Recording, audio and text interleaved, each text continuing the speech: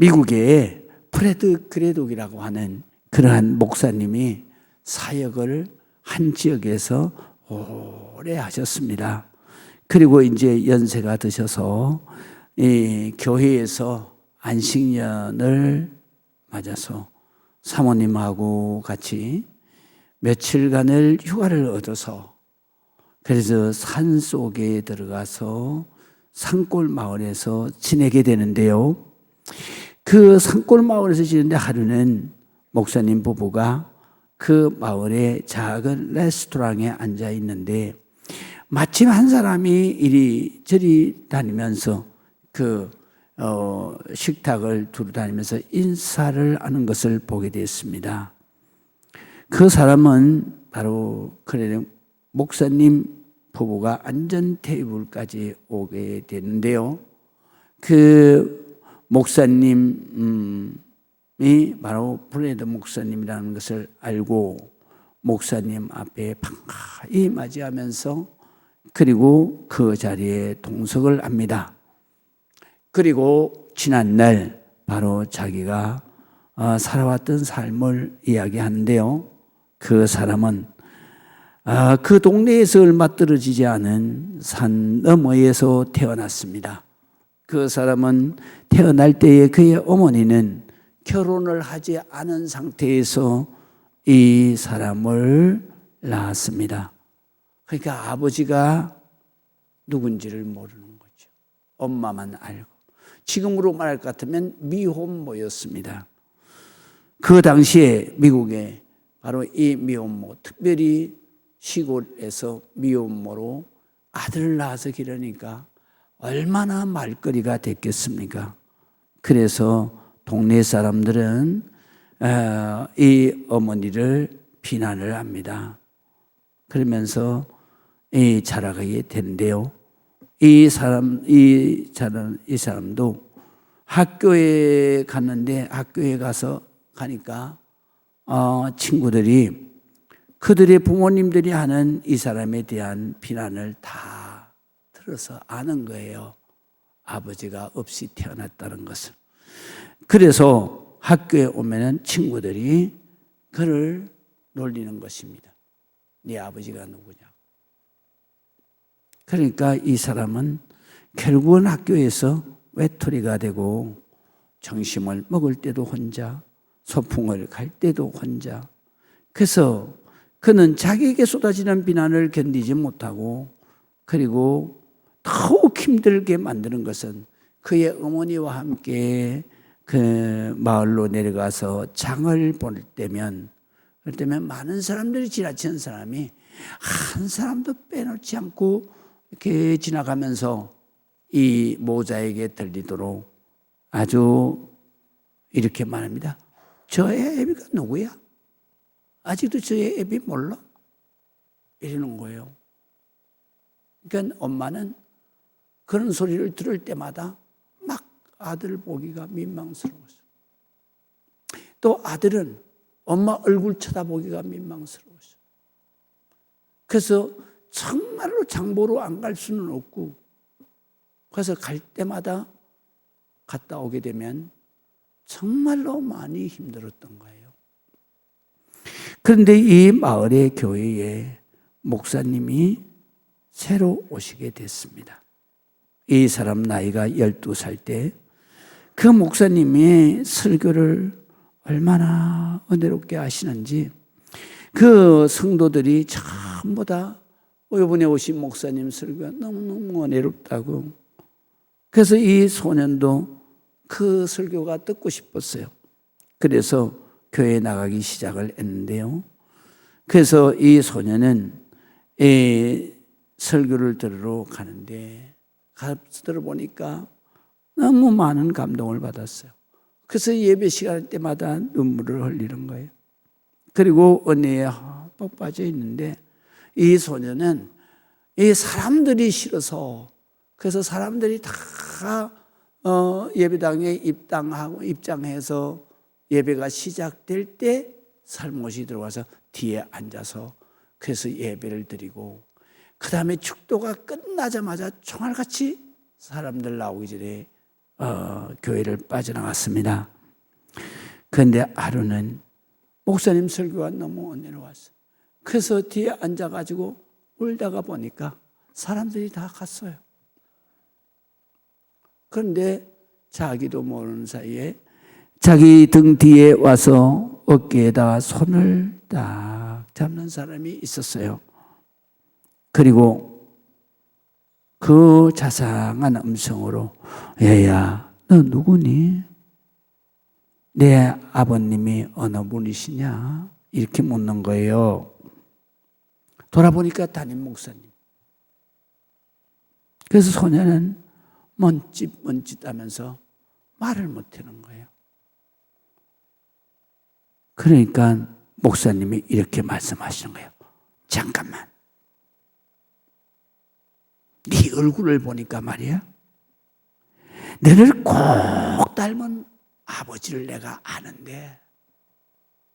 그러니까 이 아이가 막 가슴이 막 두근거리는 거예요. 자기도 모르는 아버지를 안 되는 거예요, 목사님이. 그래서 이 아이가 눈을 똑바로 뜨고 바라보고 있는데 목사님이 내 아버지는 하나님이시잖아, 이러는 거예요. 그러니까 이 12살 먹은 소년이 너무너무 감격을 해가지고 목사님 품에 안겨서 한없이 우는 거예요. 그리고 많은 세월이 흘렀는데, 그런데 목사님이 이 소년이 이제 어른이 돼서, 그래서 오늘 이 산골 마을에서 만나게 된 거예요. 그러면서 이 사람이 뭐라고 말하냐면, 목사님, 그때 목사님이 내게 하신 말씀 한마디가 내 인생 전체를 완전히 바꾸어 놓았습니다. 그 후로 나는 사람이 두렵지 않고, 누가 네 아버지가 누구냐 그러면 당당하게 말했습니다. 내 아버지는 하나님이시라. 이분이 말이죠, 미국에 수많은 주지사가 있어요. 근데 주지사를 바로 이 회의에 연임을 했어요. 그리고 그들이 사는 도시가 바로 텔레시인데요, 이 시에 속한 그 주에서, 그리고 미국의 모든 주지사들 가운데서 가장 존경을 받는 주지사 벤 후버가 바로 이 사람이에요. 우리가 사람의 말도 한 인생을 완전히 바꾸어 놓는데, 하물며 하나님의 말씀은, 이 하나님의 말씀을 받는 사람은 어느 누구든지 그의 일생을 완전히 바꾸어서 살게 하신다. 그것이 바로 하나님의 말씀이에요. 그래서 우리가 성경을 보게 되면요, 성경에 있는 위대한 신앙인들이 다 하나님을 만나요. 자, 보세요. 노아도 하나님을 만나요. 그래서 방주를 짓는 거예요. 그리고 인류의 조상이 되는 거예요. 아브라함도 그래요. 그런 어느 날 주의 음성을 들어요. 아브라함아, 너는 본토 친척 아비의 집을 떠나 내가 지시할 땅으로 가라. 내가 너로 하여금 복의 근원이 되게 할지라. 할렐루야. 주님을 만나서 주님이 말씀하시는 그 한마디가 아브라함이 모든 민족의 조상이 되는 위대한 인물이 되는 거예요. 그뿐만 아닙니다. 야곱도 자기 형이 무서워서 도망가다가 베델에서 정말로 두려움 가운데서 밤을 새가면서 하나님을 찾았어요. 그런데 주님이 나타나셨죠. 꿈속에 말이죠, 하늘에서 하늘문이 열리고 주님의 보좌가 보이고, 그리고 사닥다리가 쫙 내려오는데 그 위로 천군천사가 오르라. 그러면서 주의 음성이 들리는 거예요. 야곱아, 야곱아, 나는 너의 조부 아브라함의 하나님이요, 나는 너의 아비 이삭의 하나님이다. 내가 너를 사랑해서 내가 누운 내 땅, 이 모든 것을 너와 내 자손에게 줄 것이다. 너와 내 자손은 동서남북에 편만하게 꽉 차도록 셀 수도 없는 민족을 내 자손으로 줄 것이다. 그뿐만 아니라 내가 지금은 도망가지만 그러나 내가 가는 곳곳마다 내가 너와 함께 할 것이고, 내가 거기에서 반드시 성공해서 내 아버지 집으로 돌아오게 할 것이다. 뿐만 아니라 내가 너에게 지금 이 약속을 다 이루기까지 내가 너를 떠나지 않을 것이다. 할렐루야. 이 하나님의 말씀 때문에 도망자 야곱은 위대한 신앙의 삶을 살게 됩니다. 그리고 그는 이스라엘의 바로 조상이 됩니다. 아브라함 때에 그때 자식이 귀했어요.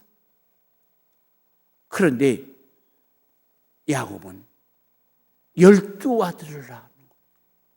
그래서 12지파의 조상이 되는 거예요. 이런 축복을 받게 됩니다.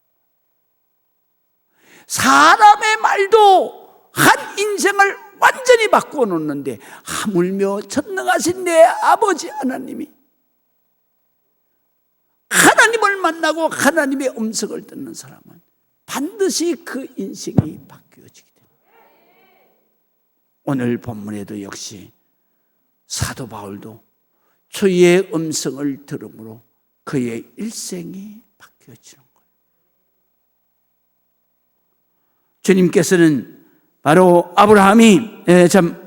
사도 바울이 예루살렘에 갔다가 거기에서 이 아시아 지역에 있는 유대인들을 만나게 돼요. 그 유대인들이 보면서 저 예수를 전하는 저 이단이 이방 사람을 데리고 와서 거룩한 하나님의 성전을 더럽힌다. 유대인들이여, 이 사람이 아주 죽일입니다. 그러면서 그에게 몰려들어서 돌을 던질 때, 그때에 사도 바울은 어디 피할 길도 없이 돌을 맞아서 죽게 되었는데, 그때에 로마 군인 백부장이 군사들을 데리고 와서 그 죽음 직전에 있는 사도 바울, 상처투성이가 된 사도 바울을 구해내가지고 로마 군령에서 보호하는 그날 밤이었어요. 근데 우리 성경에는 사도행전 23장 11절에 이렇게 기록되어 있어요. 그날 밤에 주께서 바울의 곁에 서서 이르시되, 담대하라. 내가 오늘 예루살렘에서 나의 일을 증언한 것 같이 너 안 죽어. 로마에 가서 로마에서도 반드시 이렇게 증언하게 될 것이다. 이 음성을 듣게 됩니다. 그때부터 사도 바울의 인생은 자기의 계획대로 가지 않아요. 로마 군인들에게 잡혀가서 거기에 있는 동안에 유대인들이 아주 극렬 유대인들, 바리새인들이, 이 사람들이 사도 바울을 죽이는 결사단을 조직해 사도 바울을 죽이기 전에는 절대로 먹는 것도 마시는 것도 하지 않겠다. 그러면서 제사장에게 와서 40명이 제사장의 업무를 꾸미는 거예요. 어떻게? 대제사장은 재판을 한다는 핑계로 사도 바울을 로마 군영에서 끌어내서 제사장의 재판장으로 옮겨라. 끌고 나올 때에 우리가 로마 군인들을 덮쳐서 바로 사도 바울을 그 자리에서 그냥 끝내겠다 이거예요. 죽여버리겠다 이거. 그런데 놀랍게도 하나님께서는 이 비밀을 그 사도 바울의 생질이 듣게 하시는 거예요. 생질이 자기의 삼촌이 죽게 생겼으니까 그냥 자기 삼촌을 로마 진영으로 가서 로마 군영으로 가서 만나요. 이 사실을 말해요. 그랬더니 사도 바울이 이걸 천부장에게 데리고 가서 천부장에게 말해요. 천부장이 그 소리를 듣고 이 로마 군인이 보호하고 있는 사도 바울을 만약에 재판정에 내보내주는 순간에 죽게 되는 거예요. 그러면 로마 군인 천부장의 책임이 뭐냐? 이 사람이 로마 시민이야.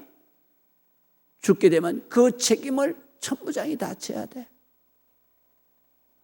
그래서 왜 사도 바울을 그냥 호송군 200명, 로마군 200명이 호위를 해서 야간에 가이사라 바로 로마 군인 진영으로 옮겨놓아요.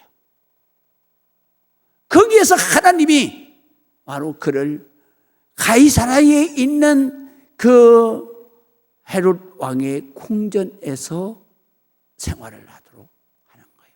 그리고 2년이 지났어요. 2년이 지났는데 총독이 베스도라고 하는 총독이 새로 부임하게 돼요. 그래서 이 베스도 총독이 오면서 그러면서 재판을 2번 받게 돼요. 2번을 받을 때 사도 바울이 뭐라고 그랬냐면 나는 예루살렘으로 올라갈 수가 없다. 올라가면 내가 죽는다.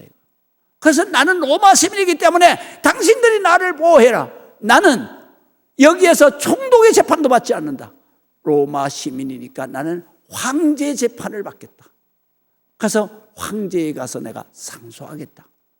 그래서 베스도도 어쩔 수 없이 바로 사도 바울을 로마로 호송할 수밖에 없어요.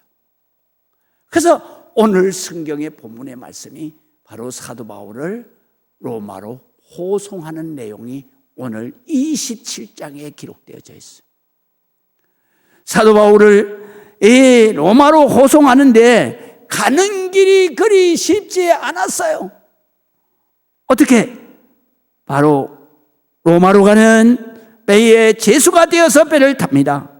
그 배는 수많은 사람들이 타고 갑니다. 거기에 수많은 짐을 싣고 갑니다. 이 배를 움직이는 사람은 선장과 선주 선원이었습니다. 이 배를 지휘하는 사람은 누구냐? 백부장이었습니다. 로마 군인 백부장이었습니다.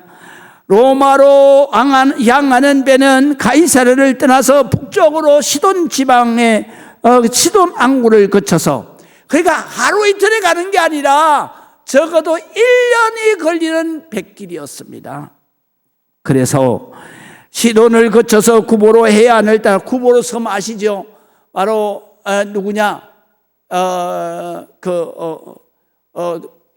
사도 바울이 처음으로 선교를 간 지역이 바로 구보로 섬이에요.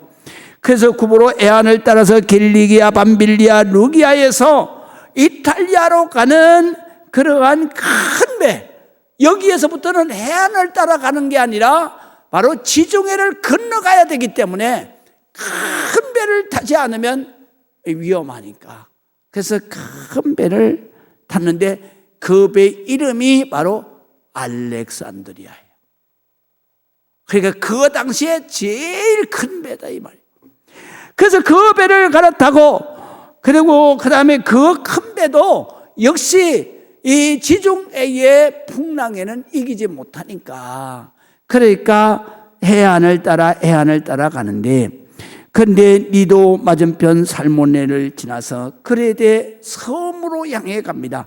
그레데 섬은 바로 그리스와 이탈리아 반도 끝과 연결되어지는 그러한 그리스 쪽에 있는 길쭉하게 동서로 뻗어 있는 섬이에요. 여기서부터는 이제 이탈리아까지는 큰 바다예요.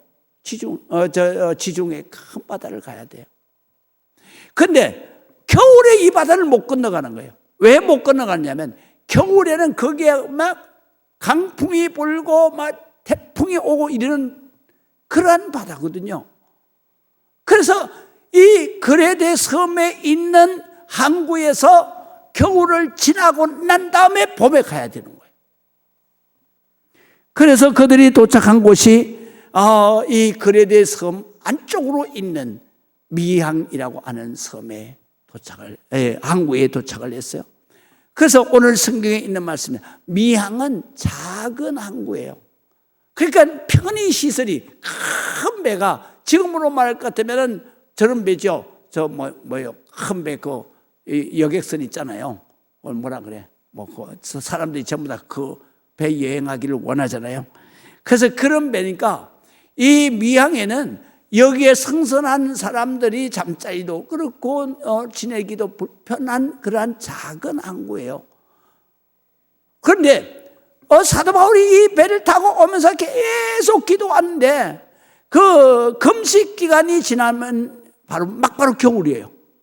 그때까지 겨울이 미항에 올 때까지 그 많은 시간을 기도를 하는데 주님과 항상 교통하면서 이제 기도를 하는 거예요. 그래 기도하는데 주님께서 바울에게 말을 했어요. 여러분 10절에 보세요. 여러분이요, 내가 보니 이번 항해가 화물과 배만 아니라 우리의 생명에도 타격과 많은 손해를 끼칠 것이다, 이렇게 말해요.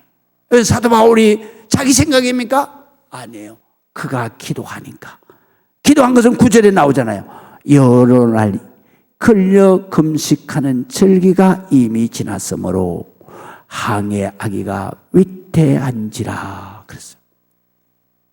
그러니까 여러 날 동안은 사도 바울은 하나님 앞에 기도해요. 그들이 주님이 말씀하시는데 가면 안 된다 이거예요. 그래서 이 선장에게 말을 했더니 백부장에게 말을 했더니 백부장이 뭐라고 했냐면 11절에 보니까 선장과 선주의 말, 바울의 말보다 더 믿더라. 그래서 그 항구와 겨울 지내기에는 불편하다 이거예요. 왜? 숙식이 불편하고, 그 다음에 이 많은 사람이 겨울을 지나면서 뭐 하겠어요? 선원들이라든가 거기 여행객들은 대부분 다 향락을 즐겨야 되는데 그런 시설이 없는 거예요, 이 미항에는. 그래서 거기서 조금만 더 가면 바로 그레데 섬의 서쪽으로 있는 큰 항구가 있는데 거기가 베닉스라는 항구예요. 그 항구는요, 하루 정도 또는 이틀 정도만 가면 거기 가는 거예요. 그래서 많은 사람들이 이 해안가에 있으니까 그러니까 거기로 가서 쉬자. 그래서 거기로 가는 거예요. 근데 자 보세요. 놀라운 일이 생깁니다. 어떻게 일이 생기느냐? 13절에 보니까 출발을 해요, 그쪽으로. 그래서 출발을 할 때는 남풍이 순하게 불었습니다. 근데 뭐야? 봐라, 잔잔하고 조용하잖냐? 이거 뭐 금방 가지 않냐, 여기? 그랬는데 닻을 감아서 그레데 해변을 끼고 항해를 하는데 하루도 지나지 않았어. 얼마 안 돼서 섬 가운데로부터 유라굴로라고 하는 강풍, 미친 바람이라고 번역이 됐는데 이건 뭐냐면 지난번에 우리 태풍 올라왔잖아요. 그런 것처럼 태풍을 말하는 거예요. 유라굴라로 하는 태풍이 그냥 육지에서부터 내리 때리는 거예요. 그래서 배가 밀려서 바람에 맞춰서 바로 베닉스로 가는 게 아니라 맞은편 쪽으로 그냥 밀려가는 거예요. 그래서 이 배를 어떻게 알 수가 없어서 그래서 밀려서 표류하기 시작을 하는 거예요. 그래서 27장에 보면 어디까지 표류하느냐? 바로 이탈리아 반도 끝에 있는 밀레데 섬까지, 거기까지 배가 완전히 완전히 파손되어서 거기 가서 사람들이 구조를 받는 거예요. 엄청난 일이 벌어지죠. 이러한 것이 바로 오늘 성경에 있는 본문입니다. 사도 바울의 여정은 험난했지만 결국 주님의 말씀대로 로마에 간 거예요. 할렐루야. 주님의 말씀대로 로마에 간 거예요. 그리고 사도 바울뿐만 아니라 이 땅의 모든 인생이 자기가 계획할지라도 자기 계획대로 되는 사람이 아무도 없어. 성경은 뭐라 그래요? 사람이 계획을 알지라도 그 걸음을 인도하시는 이는 여호와시니라. 믿으시면 아멘. 이걸 오늘 성경의 본문에 우리 주님께서 친히 보여주시는 거예요. 선장이나 선조나 또는 백부장이나 그들의 계획, 그 하루만 지나가면은 베닉스에서 잘 쉬고 봄에 순풍이 그때 이탈리아로 갈 수 있어. 그들의 계획, 그들의 생각은 반드시 그게 맞아.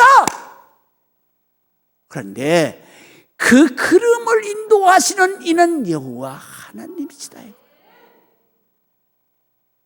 우리는 이걸 깨달아야 돼요. 그래서 우리가 성경을 보겠습니다. 자, 사도행전 23장 11절 우리 한번 띄워보세요.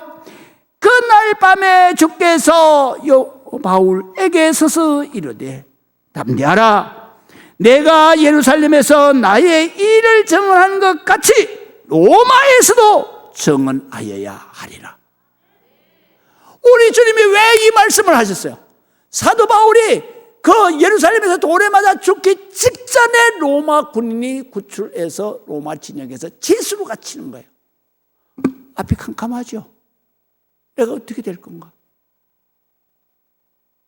그래서 믿는 사람은 기도가 중요하다는 거예요. 내 앞이 캄캄할 때 내 기도를 들으시는 주님이 계시기 때문에, 우리 믿는 사람들은 기도할 수 있기 때문에, 그래서 우리 믿는 사람이 행복한 거예요. 어떤 환난에도 우리는 희망이 있어요. 어떤 고난, 죽음 가운데서도 잠언서에 뭐라 그러냐? 악인은 작은 고난에도 엎드려지지만 망하지고 죽지만 그러나 의인은 죽음에도 소망이 있느니라. 우리는 죽어도 소망이 있어. 영원한 천국 소망이 있잖아. 그러니까 우리가 죽음을 두려워하지 않는 거예요. 우리의 걸음은 누가 인도하시느냐? 주님이 인도하시느냐.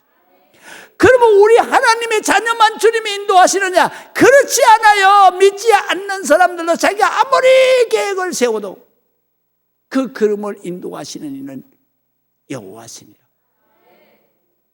하나님께서 그 악한 자들은 어떻게 해요? 그 걸음이 멸망으로 가는 걸음이에요.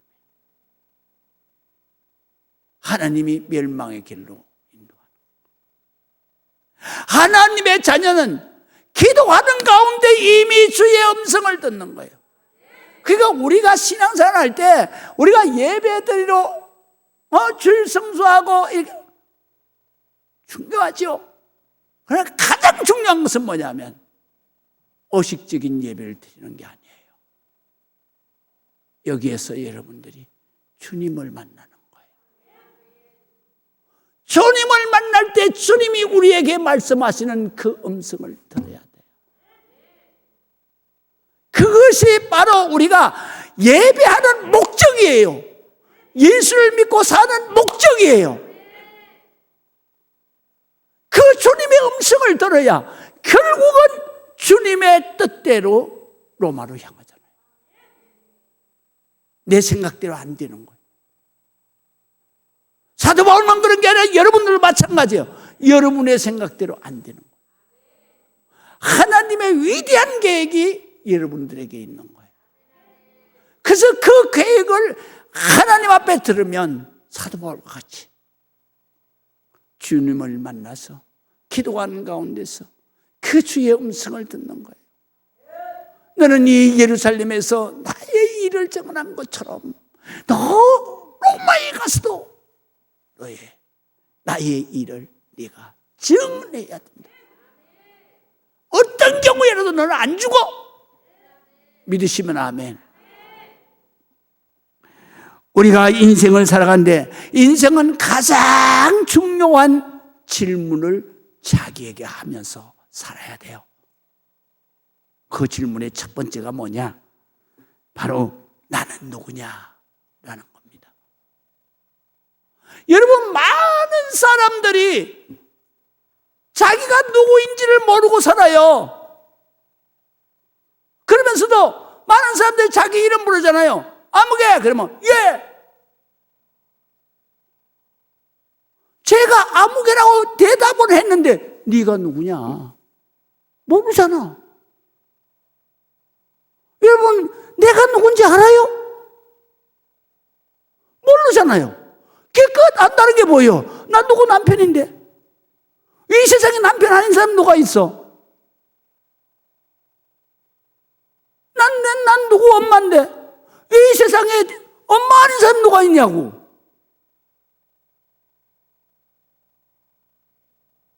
보편적인 나가 아니라 내가 이 땅 위에 온 바로 진짜 내가 누군가를 알아야 되는 거예요. 우리가 예수 믿는데 하나님께서 제일 먼저 우리에게 일깨워주는 게 뭐냐? 너는 누구다라는 걸 가르치는 거예요. 그래서 야곱이 하나님 앞에 어떻게 해요? 이름을 부르잖아요. 야곱아. 그 야곱이 약복강가에서 이제 너는 야곱 아니야. 너는 이제 이스라엘이야.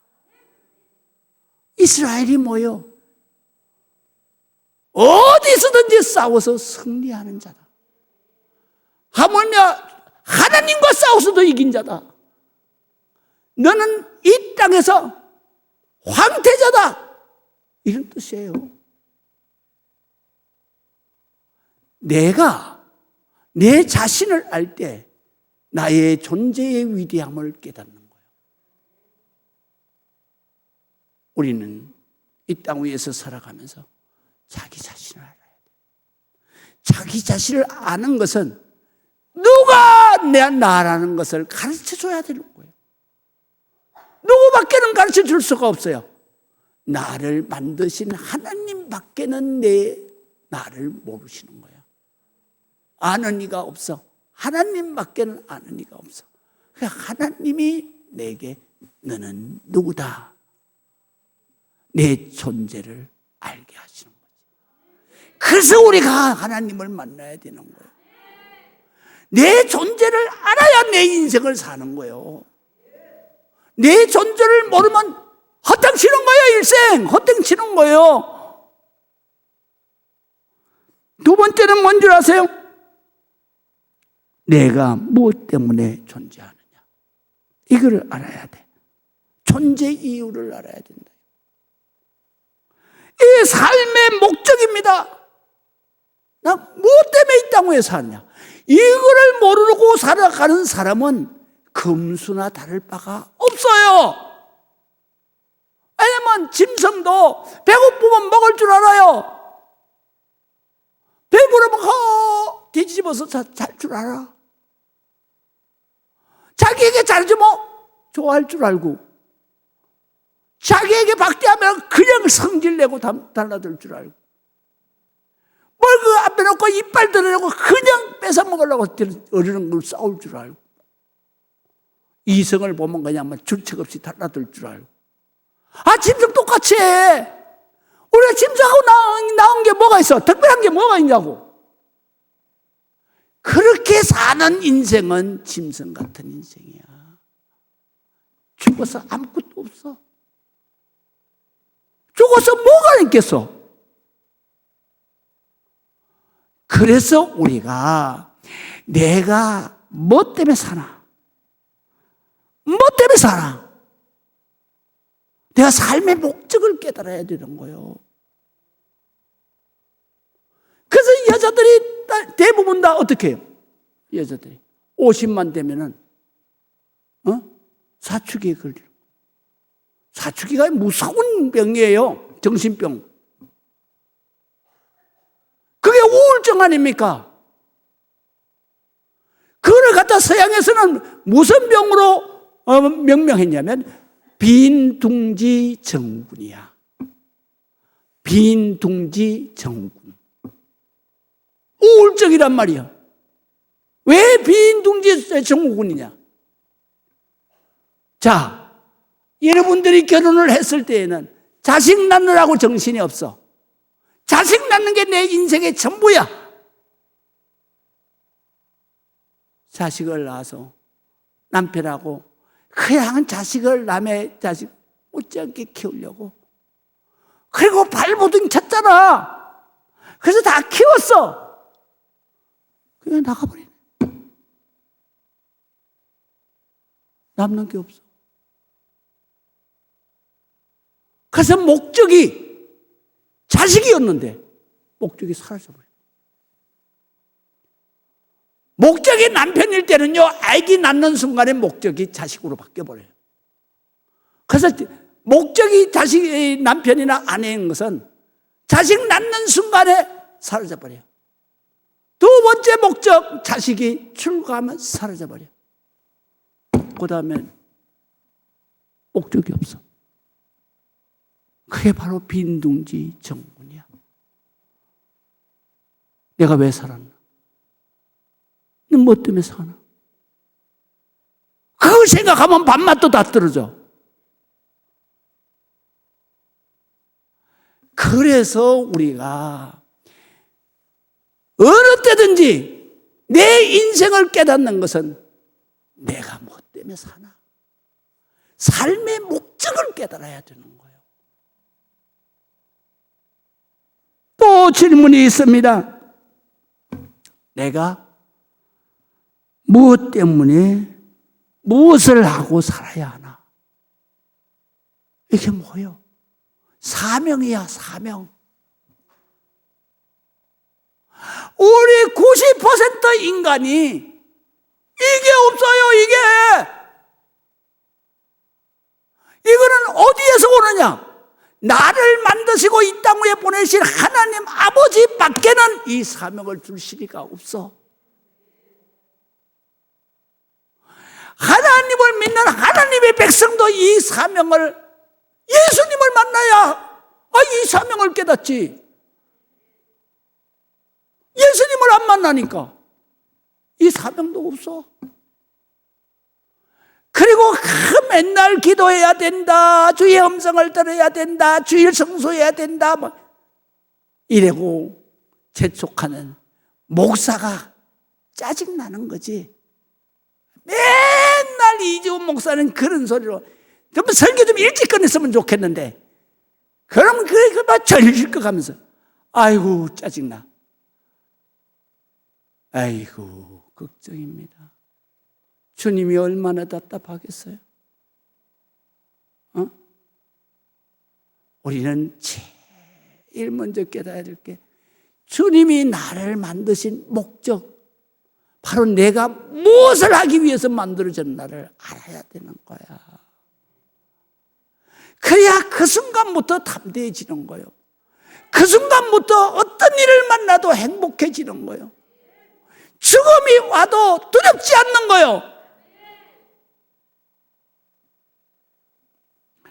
또 뿐만 아니라, 그러면 내가 이 세상에서 누군가는 나를 도와줘야 되는데 누구를 믿고 사냐는 거죠. 남편을 믿고 살아? 아내를 믿고 살아? 자식을 믿고 살아? 아이고 자식 천만의 말씀이요. 정말로 금쪽같이 키웠잖아요. 의미 없어. 결혼해봐요. 때 되면 지들끼리 놀러 다녀. 밥 먹으러 다닐 때도 아버지 우리 외식하려고 그랬는데 아버지 같이 가실까요? 내가 가겠어? 저들끼리 행복한데 내가 왜 끼어서 그래서 힘들게 해. 나 절대로 그렇게 안 살아 인생. 그러나 자식이 적어도 그런 말을 할 줄 아는 머리가 있어야 되는 거예요. 그렇잖아. 여러분 다 자식 출가시켜놨는데 그렇게 말하는 자식이 있어요? 여행 갈 때도 빈말이나 막 가는데 아버지, 엄마 같이 갈까? 거기에 따라갈 그러한 저게 뭐냐 눈치 없는 부모가 어디 있냐고 세상에. 너들끼리 가서 행복하게 잘 지내와라. 그럼 너 가는데 좀 돈 좀 아우 그래 내가 요거 너 밥 한 끼 사 먹어라. 그 말 한마디 해주는 것 때문에 부모는 감동을 받고 거기에다 뭐요? 차비 주지. 그 다음에 밥 한 끼 사 맛있는 거 사 먹어라 돈 주지. 자식이 이거 모른다니까. 그런 자식 키워가지고 여러분 절대로요 여러분의 노후 자식한테 맡기지 마세요. 왜? 그거는 반드시 여러분들 노인병원에서 거기에서 그냥 죽지 않는 연명을 해가지고 그래가지고 침대에서 2년, 3년, 4년, 5년 절대로 그렇게 가면 안 되는 거예요. 왜? 내가 말을 못하지 움직이질 못하지. 그런데 덩어리는 가려워. 어떡할 거야? 가려운 걸 갖다가 10분, 20분 찾기도 힘드는데 하루 종일 가려워. 어떻게 말도 못하고 움직이지도 않는데 내가 어떻게 그걸 아냐고. 내가 죽어와서 알아. 손끝 발끝이 죽어가지고 얼음장처럼 차가운데 거기에 바로 끝에 신경이 있어. 그래서 그 차가움은 어떠냐? 겨울에 맨발로 얼음장 위에 서 있는 고통보다도 더 큰 고통이야. 누가 그 따뜻한 발을 갖다가 좀 만져주고 태워줬으면 좋겠는데 말이 안 나와. 그렇게 지는 게 지옥이야. 그래서 제가 기도하면서 왜 그렇게 고통을 주십니까? 하나님 그랬더니 주님이 뭐라고 음성이 온지 아세요? 죄가 너무 많아서 저 죄 가지고는 천국에 못 가. 그래서 그 고통 가운데서 그 고통을 주면서 회개하라는 거예요. 회개를 해서 씻어야 가는 거예요. 제가 그때 그거를 응답으로 받았어. 이 고통을 하나님 깜빡 때려가시지. 그랬다는 말이 네 회개야. 네가 잿덩어리인데 어떻게 데리고 가? 그 고통을 주면서 절절히 회개해야 돼. 회개. 예수 십자가에 볼 주여 속히 나를 씻어주시고 천국 문 열어주세요. 기도야. 자식에게 내 마지막을 맡겨. 천만의 말씀이야. 90% 자식이 내가 누우면 막발 어디로 보내냐? 노인병으로 보내버려. 그런데 우리 교회 집사님 중에 한 분이 권사님 누워서 몇 년을 딸이 수발을 했어. 반드시 하나님 복 받을 거야. 왜? 천국에서 효도하라. 그럼 내가 잘 되고 복을 받을 것이다. 믿으시면 아멘. 우리는 결국은 어떻게 될 것입니까? 결국은 주님의 말씀대로 됩니다. 그래서 주님의 말씀대로 되기 때문에 우리는 항상 주님의 음성을 듣고 살아야 된다. 그리고 내가 누구인지를 깨달아야 된다. 내 사명이 뭐다. 내 마지막이 어떻게 될 건가도 내가 알고 살아야 된다. 그래서 오직 하나님을 믿는 믿음 안에서 살아야 된다. 이 말씀만 하고 마치겠습니다.